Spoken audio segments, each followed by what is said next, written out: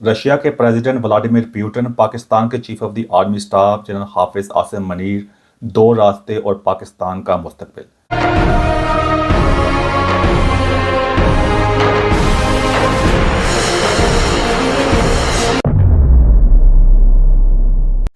आज आपके सामने मैं ये दो शख्सियात लेके आया हूँ। एक दोनों का आप अच्छी तरह जानते हैं, रशिया के प्रेसिडेंट जो है व्लादिमीर पुतिन को भी अच्छी तरह जानते हैं आप, और हमारे जो इस वक्त chief of the army staff general Hafiz Asim Munir साहब, आप उनको भी अच्छी तरह जानते हैं। आज आपके सामने मैं जो चीज़ें लेके आया हूँ बताने की कोशिश करूँगा किस तरह इनके अंदर ममासलत है, चीज़ें मिलती जुलती हैं। उनसे पहले जो हमारे पाकिस्तान के जो जो डीजी कहते हैं, जो डायरेक्टर जनरल थे आईएसआई के, जो कहते हैं फैज़ मीर साहब जो थे, उनका भी जो माइंड सेट था मिलता जुलता ही था, लेकिन उनका मौका नहीं मिल सका और हमारे जनरल हाफिज आसिम मनीर साहब को मौका मिला है। तो अब उनके सामने दो रास्ते हैं। अब बताने की कोशिश करूँगा वो दो रास्ते क्या हैं और किस तरह पाकिस्तान जो है किसी भी डायरेक्शन में जाकर या तो बहुत नाकाम हो जाएगा या पाकिस्तान कामयाब हो जाएगा, बताने की कोशिश करूँगा।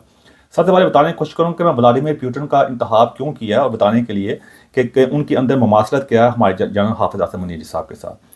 तो उसके लिए आपको जानना पड़ेगा कहते हैं पुतिन के बारे में। पुतिन जो है, अगर आपको पता है इसके बारे में, पुतिन जो था वो जो रशिया के जो इंटेलिजेंस सर्विसेज हैं उस वक्त की, जो केजीबी, उसका जो फॉरेन इंटेलिजेंस सर्विसेज के अंदर मुलाजम वगैरह करता था, यानी जो बाहर के मामला जो होते हैं इंटेलिजेंस की, उसके अंदर रहता था। उसके बाद उसने 1991 के अंदर इस्तीफ़ा दे दिया। इस्तीफ़ा देने के बाद वो मॉस्को वगैरह आ गया और उसने अपना पॉलिटिकल करियर जो है, अपना सियासी सफ़र का आगाज़ कर दिया। जब उससे सियासी सफ़र का आगाज़ किया तो उस वक्त जो कहते हैं जो बोरिस जेल्सन जो है था वो वहाँ का प्रेसिडेंट था। बोरिस जेल्सन ने जब इस्तीफ़ा दिया 1999 के अंदर, तो उस वक्त कहते हैं इसने ऐसा एक्टिंग प्रेसिडेंट, यानी आप कह सकते हैं निगरान सदर के तौर पर इसने अपना इंचार्ज संभाल लिया। उस इंचार्ज संभालने से पहले अंडर बोरिस जेल्सन जो था, जो उस वक्त प्रेसिडेंट था, उसके अंदर जो जो उनकी सिक्योरिटी सर्विसेज जो है थी, जो पहले केजीबी थी, बाद में उसका नाम उन्हें चेंज करके एफएसबी रख दिया, यानी फेडरल सिक्योरिटी सर्विसेज, उसका डायरेक्टर भी आया था। तो जब उसके बाद जब बोरिस जॉनसन ने जब पहले बताया, जब कहते हैं इस्तीफ़ा वगैरह दिया, तो फिर पुतिन साहब ने 1999 के अंदर, 1999 के अंदर ऐसा एक्टिंग प्रेसिडेंट के तौर पर इंचार्ज संभाल लिया।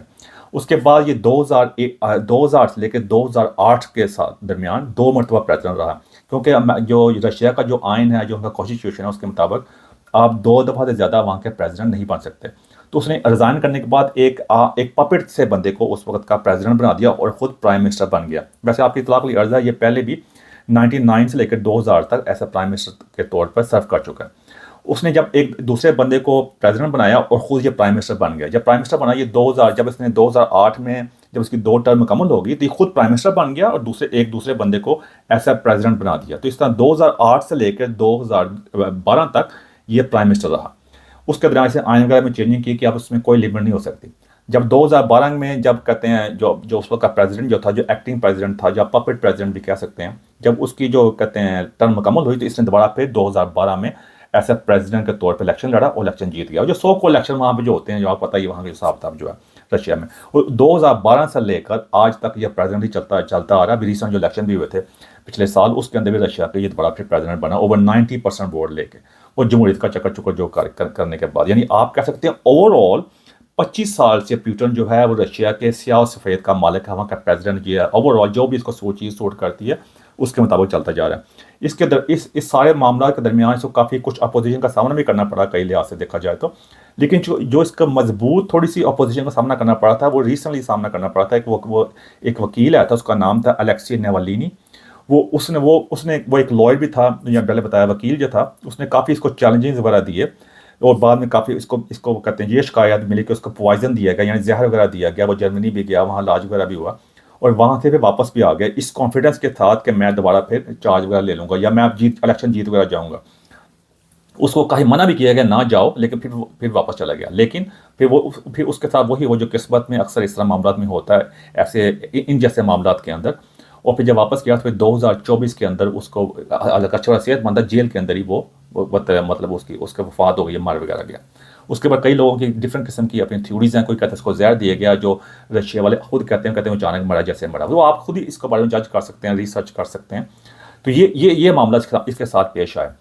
अब इसमें मैंने आपके कहते होंगे यार आपको मुझे कदे पुतिन के बारे में इतनी हिस्ट्री बताने की ज़रूरत क्या, बताने की ज़रूरत क्या कि अगर आप इसका सारा सफ़र सारा चेक करें, किस तरह इसने मामला संभाले, कैसे ये भी जो वहाँ की सीक्रेट सर्विस, जब पाकिस्तान की आईएसआई जिस तरह है, उस तरह का वहाँ का हेड था, किस तरह आहिस्ता आहिस्ता अपना सफ़र का आगाज़ करता करता यहाँ पहुँचा। लेकिन इसमें एक फ़र्क है कि उसने अपनी सर्विसेज से रिज़ाइन करने के बाद पॉलिटिक्स यानी सियासत में अमली तौर पर 1991 में आने का ऐलान कर दिया था। यानी ये नहीं है कि फ़ौज के अंदर रह के सारे मामला, लेकिन बाद में जो कुछ किया वो पता ही है आपको।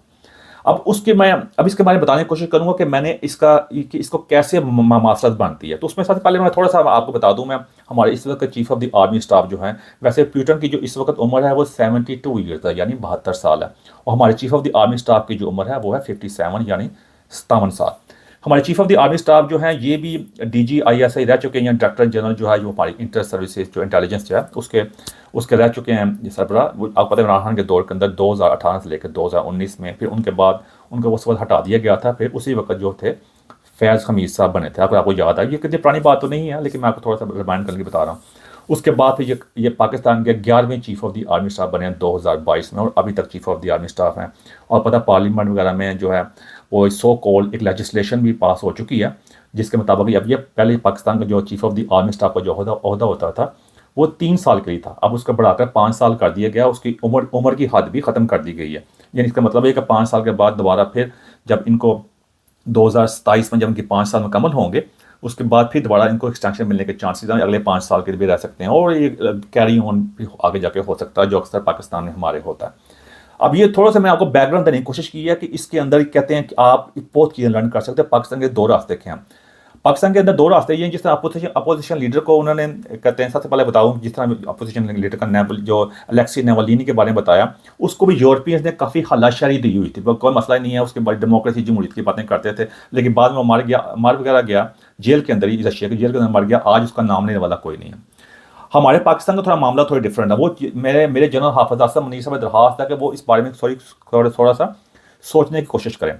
अब 2 रास्ते क्या। नंबर 1 रास्ता ये है कि जब बिल्कुल सामने आ जाए, जिस तरह प्यूटन जो है जिस तरह भी उसने किया अपने से बिल्कुल सामने आया। अब मुशर्रफ जिस तरह सामने आया था ना, मुशर्रफ ने सामने आके वो भी दरमियाना मामला रहे, उसने उस चीज़ को कैरी ऑन नहीं कर सका। आज मुशर्रफ को गालियाँ गुलियाँ पड़ती हैं, जो मामला तो उसके साथ हैं। ज़ियाउल हक सब ये मामला रहे। अब ये मसला ये है कि हमारे जो जितने भी खास मुस्लिम ममालिक है ना, उसमें जब भी डिक्टेटरशिप आती है, आप उसको इजिप्ट की डिक्टेटरशिप चेक कर लें, मिस्र की चेक कर लें, हुस्नी मुबारक आया था। उसके बाद इराक का जो आया था सद्दाम हुसैन साहब आए थे। उसके बाद आप सीरिया का चेक करते हैं, शाम का वहाँ डिक्टेटरशिप वगैरह रही। अब वहाँ ही बशर अल असद साहब दौड़कर रशिया पहुंचा हुआ है। इस तरह के और भी कई मामला रहे हमारे। और पाकिस्तान के अंदर जो इस वक्त मामला हैं वो अब आपके सामने हैं। अब इसमें मामला ये है कि ये नंबर 1 मामला ये है कि आपने इसको कहते हैं सबके सामने लाकर इसको आप बिल्कुल सामने आ, जैसा पाकिस्तान में हाइब्रिड्स का जो निज़ाम चल रहा है ना, इससे कभी भी आप वो चीज़ हासिल नहीं कर सकेंगे जो आप हासिल करना चाहते हैं। या तो प्यूटन वाला रोड अपना लें, या फिर डेमोक्रेसी वाला रोड अपना लें। अब इसमें जो 2 चीज़ें मैं बार बार बताने की कोशिश कर रहा हूँ, मैं जो एक्सप्लेन करने की कोशिश कर रहा हूँ ताकि मेरी कोई चीज़ मिस ना हो जाए। उसमें देखें, रशिया को देखें। रशिया की बहुत बड़ी हिस्ट्री है। रशिया का एक एम्पायर है। इस वक्त भी रशिया जो है दुनिया का सबसे बड़ा मुल्क है। पहले इसमें सोवियत यूनियन आता है। सोवियत यूनियन जो था 1991 के अंदर वो कोलैप्स हो गया। तो उसके बाद काफ़ी छोटे छोटे कंट्री जो ईस्टर्न यूरोपियन कंट्रीज बने, उसमें यूक्रेन है, उसमें कजाकिस्तान है, उज़्बेकिस्तान है, और भी कई कंट्री है, लिथुआनिया है, लाटविया, इस तरह के मुल्क जो आए थे ना, और बाद में छोटे छोटे मुल्क बन गए रशिया से टूट गए। और आप यूक्रेन की जंग भी चढ़ी है, आपके सामने है जो कुछ वहाँ के मामला हो रहे हैं। तो ये रशिया उसके इतना कुछ टूटने के बावजूद भी रशिया इस वक्त, पहले वो सोवियत यूनियन था, और रशिया इस वक्त भी दुनिया का सबसे बड़ा मुल्क है। फिर उनके बाद उनकी हिस्ट्री है, उनके पास जो माइट है, कहते हैं उनकी आर्मी की, टेक्नोलॉजी की, ये हिसाब से वो कहते हैं उनका एक नाम है कई चीज़ों से। फिर दूसरी बात है, उनके ऊपर किसी की हुकूमत नहीं रही, ये देखा जाए तो। अब उन्होंने जो चीज़ें लूज़ की हैं, वो चीज़ें उसके बारे में थोड़ी बाद में बात करता हूँ। पाकिस्तान में चले, पाकिस्तान की उस हिसाब से वो हिस्ट्री नहीं है। मैं साथ साथ कंपेरिजन करता जाऊँगा। मैं ये नहीं चाहता कि एक तरफ पूरी बात खत्म करके पाकिस्तान तरफ आ जाऊँ, फिर आप पहले बात भूल जाएं। जिस तरह मैंने रशिया की हिस्ट्री की बात की है, पाकिस्तान की उस तरह की हिस्ट्री नहीं है। पाकिस्तान की उस तरह की एम्पायर नहीं है। पाकिस्तान ने खुद आज़ादी हासिल की हुई है। पाकिस्तान का नामो निशान भी नहीं था। 1947 में पाकिस्तान ने ब्रिटिश से आज़ादी हासिल की है। पाकिस्तान का पार्ट ऑफ हिंदुस्तान था ना, तो उसके लिए पाकिस्तान की कोई तरह की हिस्ट्री नहीं है। उसके बाद पाकिस्तान में एक डिफरेंट किस्म के मार्शल लॉ लगते रहे, उससे पाकिस्तान को क्या हासिल हो सका? कुछ भी नहीं। फिर पाकिस्तान ने जिनसे आज़ादी हासिल की है, आज तक पाकिस्तान ने उनसे वैसे तो आज़ादी हासिल कर ली हुई है, लेकिन ओवरऑल आज भी हम उनके महकूम हैं। और भी IMF कर्जे वगैरह सब कुछ हमारे सामने है। आप चेक कर सकते हैं। हमारे सियासतदान सारे भाग के वहाँ जाते हैं। ये नहीं रशिया के लोग वहाँ नहीं जाते।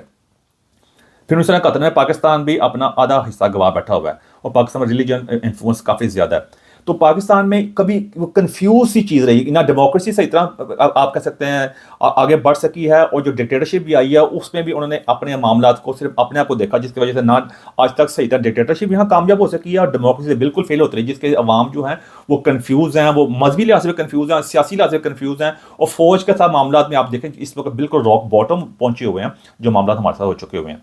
तो इसमें मैंने आपको बताने की कोशिश है कि किस तरह रशिया में हमारे दरमियान कई चीज़ों का फ़र्क है, लेकिन हमारे जो हमें कंपैरिजन आज भी इसलिए भी किया कि हम ये, अगर मैं गलत नहीं कह रहा, ये मेरी प्रेडिक्शन है, ये मेरी एक नो हाउ है, सिक्स सेंस है कि हमारे chief of the army staff के ज़हन में कहीं ना कहीं प्यूटन जरूर बैठा हुआ है। ये आज बताने का मकसद मेरा आपको ये था, क्योंकि ज़हन में कहीं ना कहीं प्यूटन क्यों बैठा हुआ है कि किस तरह वो इस तरह का प्रोलॉन्ग करके प्यूटन के तर्ज के ऊपर हुकूमत कर सकते हैं काफ़ी देर। और यही मैंने काफ़ी देर पहले बात कही थी कि फैज़ हमीद के ज़हन के अंदर भी कहीं ना कहीं प्यूटन बैठा हुआ है, वो उसके दिन में यही था कि इमरान खान साहब को चलो करके इनको फॉलो करके खुद ही आऊँगा मैं। ये मैंने बड़ी देर पहले बात की थी, उसको तो मौका नहीं मिल सका, हमारे chief of the army staff को मौका मिला। लेकिन chief of the army staff जो है उनको नहीं भूलना चाहिए कि रशिया की हिस्ट्री और तरह की, हमारी हिस्ट्री और तरह की है, और वो इस तरह जिस तरह हमारे अक्सर लोग, अब इसमें उन लोगों के लिए भी सबक है जो हमारी फौज के खिलाफ या chief of the army staff के खिलाफ है, इमरान खान के हक में है। देखिए मैंने तो इमरान के हक में भी था, उसके खिलाफ भी था, मेरी कई वीडियो आ चुकी हैं, लेकिन मैंने कहा था जब 2024 के इलेक्शन, जो 100 करोड़ इलेक्शन हुए थे, उनको वो जीते थे, उनको इक़्तिदार दे देना चाहिए था।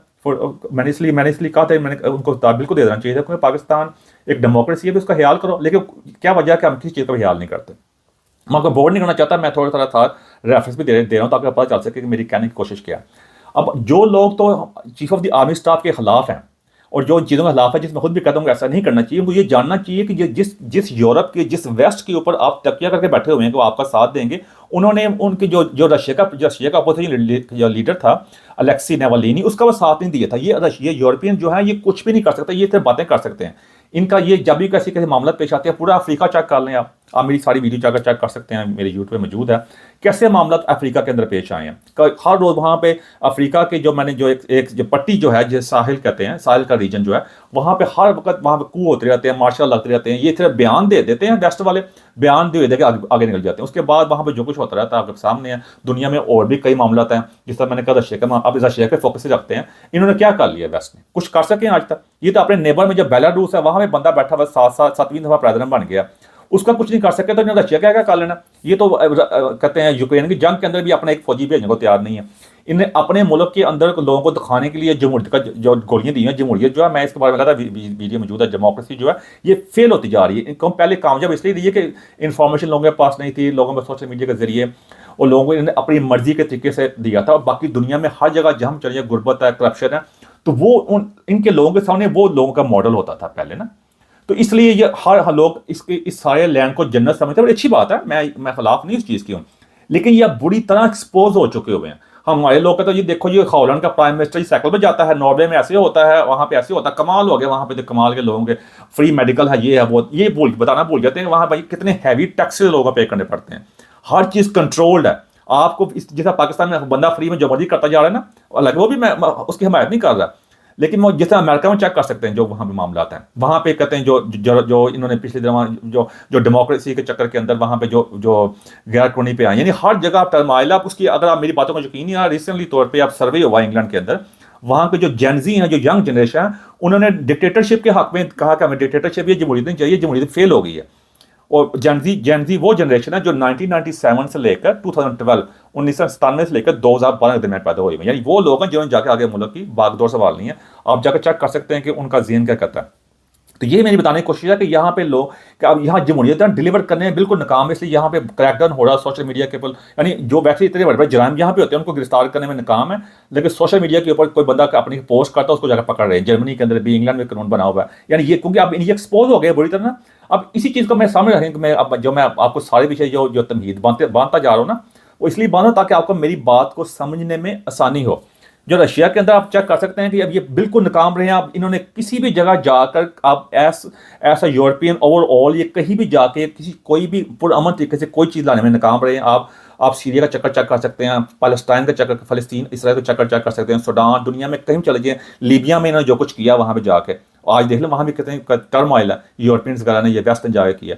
तो उस चीज़ का अब उस चीज़ के सामने रखते हुए रशिया में ये ताकत थी ना, कुछ नहीं कर सके, तो वहाँ पे देखो प्रेसिडेंट बना बैठा हुआ है। ये कुछ कर सके आज? उसका कुछ नहीं ना कर सके। तो यही चीज़ जो है कहते हैं आपको ये जानने की जरूरत है कि आपको अपने मामलात के अंदर रह के ये देखना पड़ेगा। जिनके वो तकिया कर बैठे उन्हें आपके लिए इनको कुछ नहीं चाहिए, ये मशवरा से भी डील करते रहे, ये हमारे chief of the army staff भी डील करेंगे। तो अब मेरे chief of the army staff के भाईजान ये मशवरा है नंबर 1 कि अगर तो आपके जेल में कहीं ना कहीं प्यूटन बैठा हुआ है, ठीक है, मैंने बाकी लोगों को, जब मैं आपसे दरखास्त है बाकी को बता दिया कि भाईजान जरा कंट्रोल में रहो, कैंडे में रहो। वो लोगों जो जो chief of the army staff फौज पे तनकीद कर रहे हैं, हालांकि मैं भी करता हूँ, लेकिन जो बात सही है वो सही है। तो मेरे chief of the army staff direct मेरी दरखास्त है आपसे कि अगर आपके कहीं ना कहीं जेल में प्यूटन बैठा होता है, आपको जिस तरह मैंने कहा रशिया की एक हिस्ट्री है, उनका मामला आता है, लेकिन रशिया उस तरह फ्लोरिश नहीं कर सका जिस तरह यूरोप अमेरिका, उनके 10,000 प्रॉब्लम होने के बावजूद, हालांकि वो हिपोक्रेट्स ही हैं, डेमोक्रेसी सो कॉल जो नाकाम होती जा रही है, इतने कामयाब हुए रशिया उस लिहाज का अपने आप को इतनी साइंस टेक्नोलॉजी में होने के बावजूद भी वो मुकाम हासिल नहीं कर सका जो अमेरिका ने हासिल किया और जो अपने फ्री मार्केट के अंदर और यूरोप में हासिल किया। तो वो लेकिन वहाँ पे इसी वजह से रशिया काफ़ी पीछे रह गया। लेकिन अगर कहीं प्यूटन का मॉडल आपके जेन में है तो बिल्कुल ठीक है, आप उसको अपना सकते हैं, लेकिन प्यूटन के मॉडल के साथ उसमें चाइना वाला भी थोड़ा मिक्स कर दें तो उससे फिर आपका मामला ठीक हो। क्योंकि चाइना जो है वहाँ पे सॉफ्ट डिक्टेटरशिप है, वहाँ पे कोई आर्मी का वो साहब नहीं है कि आर्मी का जनरल आके बैठा हुआ है, लेकिन चाइना ने साइंस टेक्नोलॉजी के अंदर आके काफ़ी तरक्की की है। और उसमें आप चेक कर सकते हैं कि चाइना ने कहते हैं वहाँ पे कहते हैं वो चाइना है जिसने आके यूरोप को वेस्ट को उनकी टेक्नोलॉजी का टक्कर दी है। तो अगर आप चाहते हैं कि प्यूटन का मॉडल अपनाएं उसको लेकर चलें तो आपको वहाँ लोगों को कुछ देना पड़ेगा, उनकी सिक्योरिटी का मामला ठीक करने पड़ेंगे, रोज़ाना ज़िंदगी में मामला लेके आने पड़ेंगे, अपना ट्रेड के अंदर पाकिस्तान को बेहतर करना पड़ेगा और पाकिस्तान के अंदर लोगों को एक ब्रीदिंग स्पेस देनी पड़ेगी। हाँ ठीक है, लोगों को जो चेक एंड बैलेंस रखें, आप मिक्स रखें, लेकिन उसके अंदर फिर आपको जब नहीं तो आपका भी मुझे अफसोस से करना पड़ेगा, वही हाल होगा जो हमारे पाकि डिक्टेटर का हुआ पाकिस्तान के अंदर हुआ। उनको गालियाँ पड़ती, नाम लेने वाला कोई नहीं है, जो उनके साथ खड़े थे आज गालियाँ निकाल रहे हैं। और जो बाकी हमारे मिडिल ईस्ट के अंदर, जो इराक के अंदर, इस मिस्र के अंदर जो वहाँ के डिक्टेटर वहाँ बैठे हुए थे, इतने से साल हुकूमत की और बाद में कहते भागना पड़ा और उनकी फौज भी उनके साथ खड़ी नहीं, यह मुल्क तबाह बर्बाद हुए, फिर वो मामला तो होंगे। तो अगर आप चाहते हैं कि फिर मैं इसको सिंप्लीफाई कर दूं कि प्यूटन वाला मॉडल रखना चाहते हैं तो उसके साथ आपको डिलीवर करना पड़ेगा। बिल्कुल अपनी सोच के अंदर क्लैरिटी लेके आएँ, पाकिस्तान के अंदर जो ट्रेड के लिए ओपन करें, वहाँ पर साइंस टेक्नोलॉजी के ऊपर इन्वेस्टमेंट ज़्यादा करें, लोगों के और इन्वेस्टमेंट ज़्यादा लेके आए वहाँ। और जब वहाँ पे इकॉनमी ठीक होगी, वहाँ पे लॉ एंड ऑर्डर ठीक होगा, लॉ एंड ऑर्डर ठीक होता है पुलिस के जरिए और अदालतों का निज़ाम को जो अब जिस तरह भी करना उसको ऐसे इस तरह इतना करेंगे लोगों को थोड़ा इंसाफ मिलना शुरू हो, तो उससे क्या होगा, फिर आपके लिए रियल सिंपथीज पैदा होंगे, लोगों को पता चलेगा, फिर आप अपनी जो भी आपके मुखालफिन है आप उनको अच्छी तरह टैकल कर सकेंगे। मैं यहाँ पर कोई ये जो मुखालफिन खास वो लोग कहेंगे इमरान खान के बारे में गल कर रहे हैं, नहीं ये बात नहीं भाई, मैं इमरान खान के हक में ही हूँ, लेकिन मैं अब आपने हकीकत को सामने रखना नहीं रखना। तो मैं इसलिए कह दूँगा अगर आप ऐसे करें तो फिर आप इसको कामयाब तरीके से इसको आगे लेकर चल सकते हैं और मुल्क में काफ़ी तरक्की हो सकती है। और अगर लेकिन वही हाल होगा अगर आपने ना किया तो वही हाल होगा जो हमारे मिडिल ईस्ट का बार बार मैं कहता जा रहा हूँ और बाकी हमारे पहली डिक्टेटरशिप का होगा। और दूसरा रास्ता आपके पास क्या है, दूसरा रास्ता है कि डेमोक्रेसी को सही तरह चलने दें, क्योंकि डेमोक्रेसी वैसे फेल होती जा रही है, लेकिन जिस तरह विल ऑफ द पीपल जो है, जिस तरह लोग जो चाहते हैं उनको वो चाहते हैं इमरान खान साहब को, तो इमरान खान को आने दें, आप आने दें, आप उनके साथ कोई डील वगैरह करें, उस आप या कोई मामला करें जाके कोई चीज़ें अप एंड डाउन ना हो, तो उसके जरिए क्या करें, उनको आने दें, लोग देखते हैं वो डिलीवर करते हैं कि नहीं करते। जिस तरह अगर वो डिलीवर कर दें अच्छी बात है, पाकिस्तान का फायदा ही होगा ना भैया, अगर डिलीवर होता मुल्क तरक्की करता, लोगों को सेटिस्फैक्शन मिलती है, जो नौजवान नस्ल जो है वो चाहती है, तो लोग भी मुतमिन हो जाएंगे। अगर वो ना डिलीवर कर सके लोगों की सबकी तसल्ली हो जाएगी, अगर डिलीवर कर देंगे तो ओवरऑल पाकिस्तान के लिए अच्छी बात है ना। हमारे यही वो पाकिस्तान है जहाँ पे आपके बच्चों ने रहना है, हमारे बच्चों ने रहना है, आगे सब बच्चे वहाँ पर रहेंगे आके, तो आपका फायदा होगा। तो दूसरा रास्ता ये वाला फिर हाँ हमारा मसला यह है कि हमने पाकिस्तान में हर डिपार्टमेंट के अंदर ना एक कोई क्लैरिटी नहीं है, तो दरमियान का रास्ता करने की कोशिश करते हैं, क्लैरिटी नहीं होती, जिसकी वजह से सारा सिस्टम खराब होता है। आप स्पोर्ट्स क्रिकेट चेक कर सकते हैं, आपके सामने हैं, अदालतें चेक कर लें, पार्लियामेंट चेक कर लें, हमारी फौज के सिक्योरिटी का मामला चेक कर लें, सबसे ज़्यादा इतना कुछ करने के बावजूद कहीं भी दुनिया में नहीं होता कि 400 बंदों की ट्रेन जो होती है उसको अगवा कर लिया जाता है, उसको आम मामला समझते हैं, 2 दिन बाद बंदे भूल जाते हैं। ये सारे मामलों को अगर आप चाहते हैं तो आपके सामने ये 2 ही रास्ते हैं।